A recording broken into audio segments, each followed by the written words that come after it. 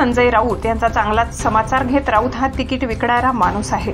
जळगाव ग्रामीणचे तिकीट अशाच पद्धतीने विकले गेले की काय आणि जे इच्छुक होते त्यांना कुणाला नगराध्यक्ष कुणाला महामंडळाचे गाजर दिले असेल, परंतु मी विकासाच्या नावावर मते मागणारा माणूस आहे। जातीपातीपेक्षा विकास कामाला महत्त्व देऊन तळागाळातील जनतेला न्याय देण्याचा प्रयत्न करून सर्वसमावेशक विकास केला आहे।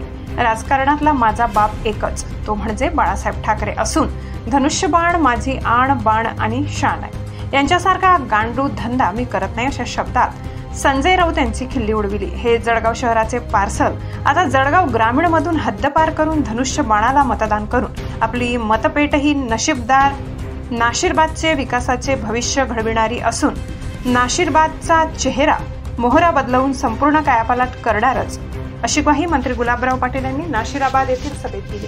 छत्रपती शिवाजी महाराज की जय। गुलाबरावजी पाटील आगे बढ़ो, गुलाबरावजी पाटील आगे बढ़ो। एक घोटाळेबाज आपल्या समोर आहे आणि दुसरे म्हणजे जनतेचे सेवक आहेत। तर तुम्हाला सेवक निवडायचा आहे की घोटाळेबाज निवडायचा आहे हे तुम्हाला ठरवायचं आहे।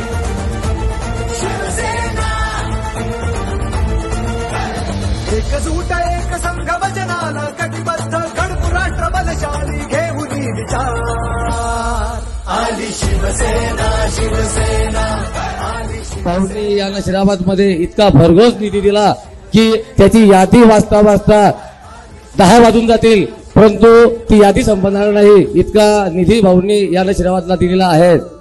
देवकर आप्पा, तुमच्या बजल भक्त्यांना सांगा,